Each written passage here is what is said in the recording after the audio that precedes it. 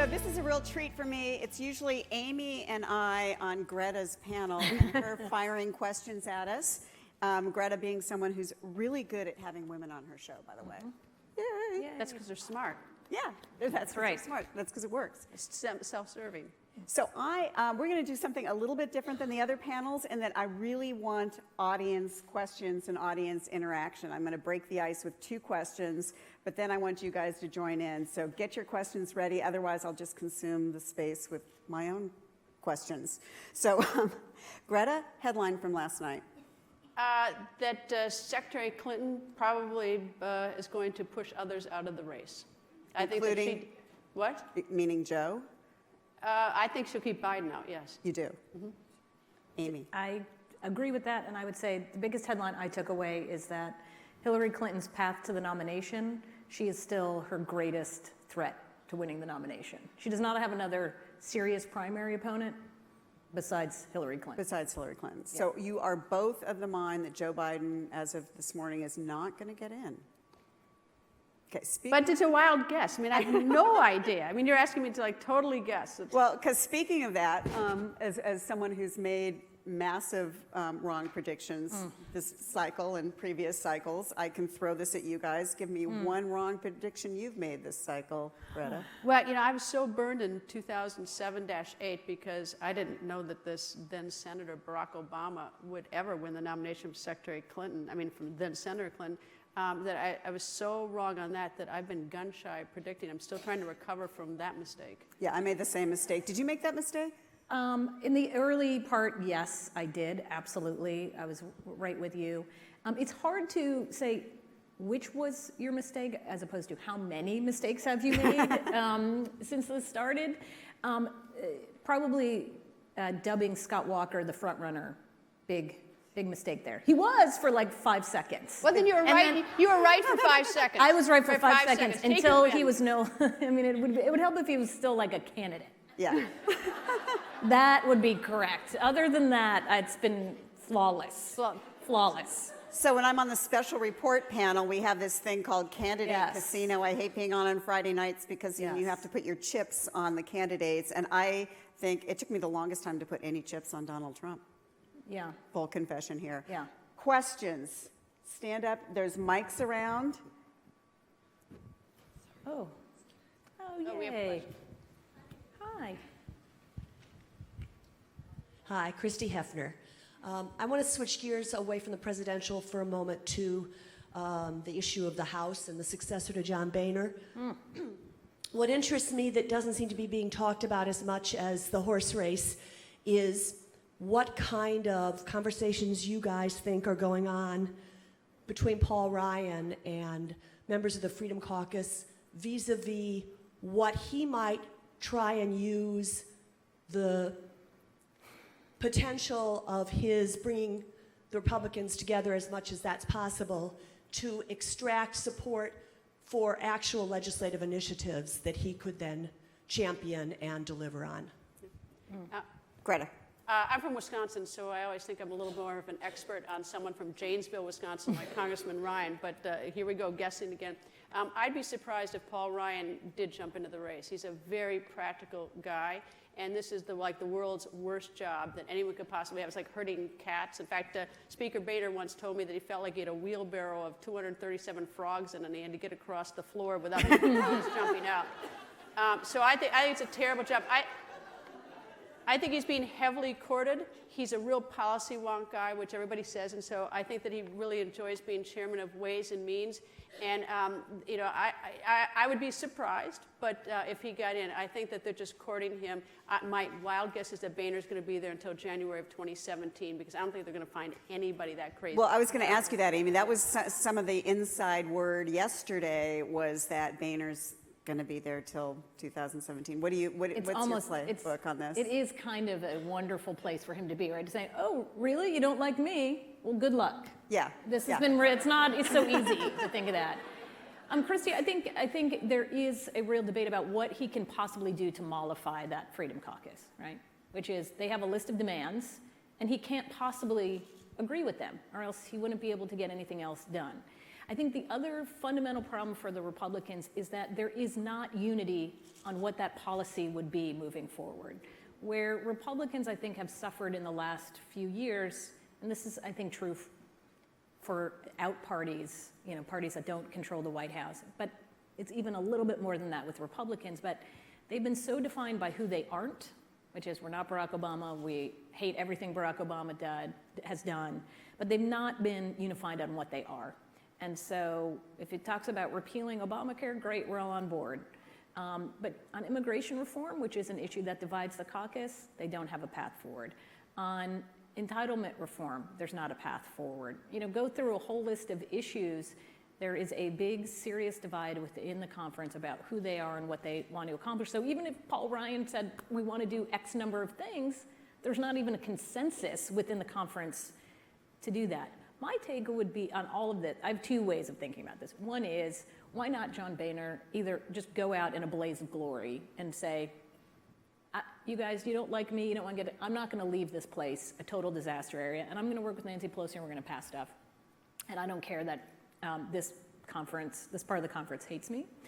And it also takes, for all the talk about the Freedom Caucus and how terrible they are and they're holding the House hostage, it also is going to take those Republicans in that vote no but pray yes conference, the people that say like, I'm with you, but I just can't vote for it because I'll get a primary. They need to step up. But it isn't. But there's a real big problem why I can't imagine anyone wanting this job is that the Freedom Caucus ran on a very specific message: small government, no spending increases, and that's what they promised back home. We're going to have a smaller government, so they can't sort of negotiate. Okay, well, we'll do it just less small. And that's why, they're all so divided. They've dug their heels into the sand so deep back home that I don't know how they ever get the 40 to go any other way. That's true. What about the broader, and I'm sorry, can't help interjecting, the broader Republican Party nervous breakdown question, which is that the three leading presidential candidates are outsiders. All of them, except for maybe Carly, give the establishment the creeps, to be honest. We had Warren Buffett on stage yesterday basically saying we have three parties. We don't have two parties. Right. What's the future? How do you see the Republican Party 6 months from now, a year from now, Greta? Well, it's become the big tent, oddly enough. With a very disparate clientele. Yeah. That's what we used to say about the Democrats.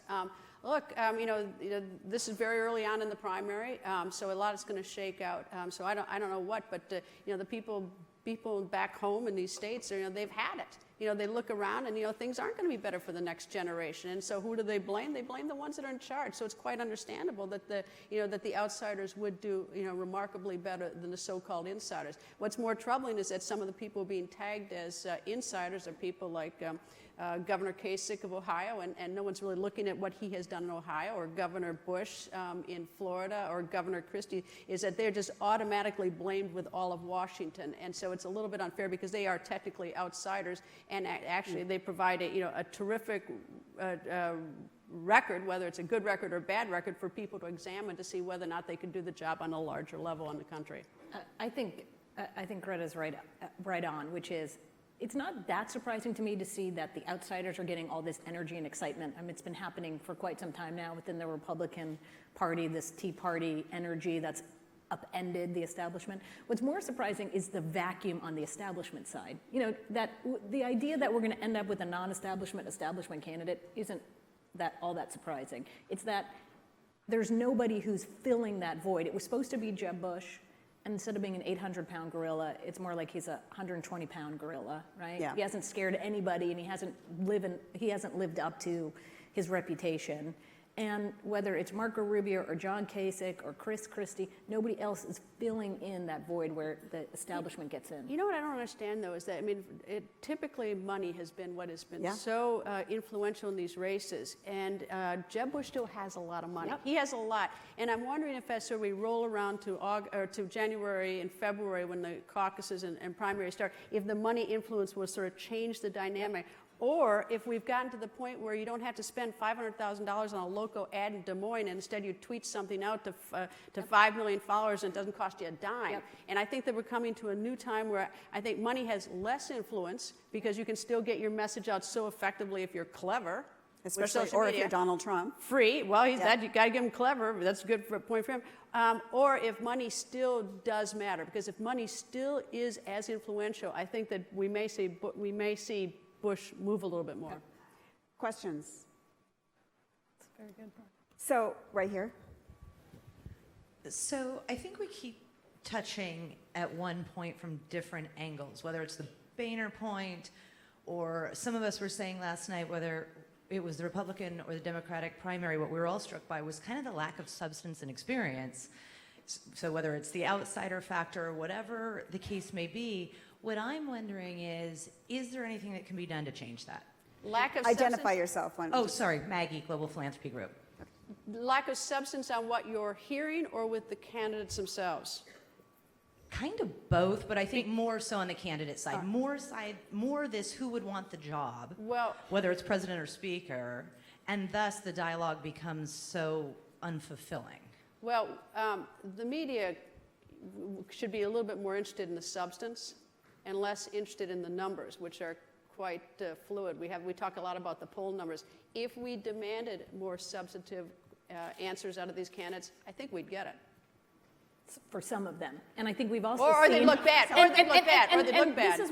This is again, the conventional thinking, which Yeah. has gotten some of us in trouble here during this why we're nervous. campaign, is why we're all nervous. But the conventional thinking is, this is the part of the cycle, I liken it to dating, okay?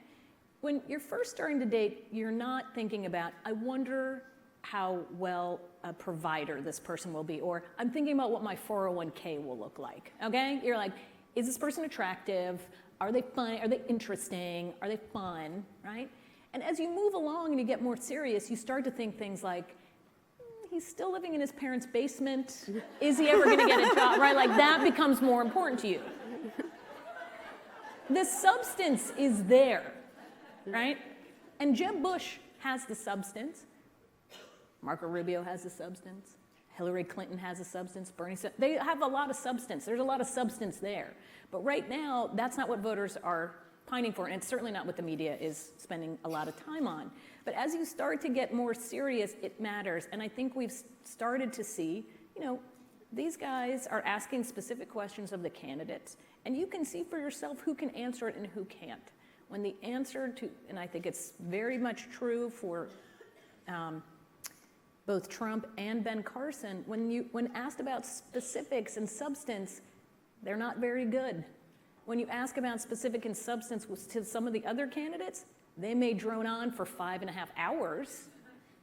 May not be what you want to listen to, but it's there. And again, I think that's where this ultimately heads to, which is the dating's over, now you got to pick someone to marry.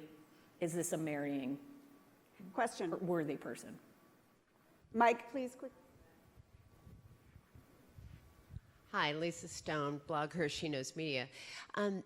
Amy, you said specifically you think that it remains that Hillary's biggest obstacle to the nomination is Hillary Clinton. I'd like to hear more on that.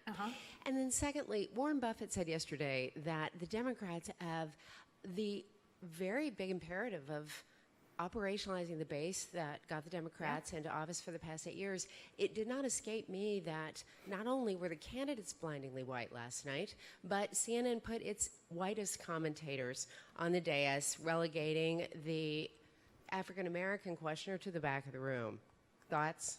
I don't disagree on any of those things. I think that there was a lot of criticism. There has been criticism bubbling up about that, we're in a room of women. We know how important, not just the role of women as voters are in the Democratic primary, but kind of for everything. And you're not seeing women moderators in these debates in the way that for certain networks and certain areas that we should see, and diversity of color. I think that is absolutely right, and I think you're going to hear a lot more about that. The second piece, in terms of Hillary Clinton and what her challenge is, look, Bernie Sanders is very good at mobilizing a certain segment of the primary electorate. And he does a great job of it. And I don't think he did anything to undermine that support last night. In fact, if you loved Bernie Sanders before this debate, you liked him even more after the debate. And he probably opened up the eyes of a lot of people that hadn't heard him before, that say, oh, I kind of like, oh, he's interesting, I hadn't heard that before. However, what he also did last night was to say, I am not going to challenge Hillary Clinton for the nomination. When Anderson Cooper didn't just give him the opportunity to challenge Hillary Clinton on the server issue, the honest and trustworthy question, he basically handed her a hammer and he's like, here you go, what are you gonna do with that? And he was like, I'm gonna put it right here on the table, I'm not gonna use this. And so if you're Hillary Clinton, you say, well, this is it. My biggest challenge then, as I said, her biggest primary opponent then is how much more is gonna be dug up from this investigation? What is the Benghazi panel gonna look like? What's the FBI gonna figure out? And because it's not her opponents who are gonna make that And decision. Amy, we have 30 seconds. Yes. Greta, email, that damn email scandal, as Bernie Sanders says. How bad is that still for Hillary? Look, you know, I've 30 traveled. seconds. 30 seconds. Look, I've traveled all over the world with Hillary Clinton. If she acts like she did last night, and in the travels I've had with her, she doesn't have a problem with it. If she acts dodgy and it gets slippery and loose with the facts, she's got a problem. Great. Wow, that's Wow. TV talk. 30 seconds. Can Very I just good. say one thing? You have Yes. Ambassador Samantha Powers coming up. You're so lucky. Make sure you don't leave. Good. Oh. Thank you so much, both of you. Thanks, guys. Thank you. Thank you.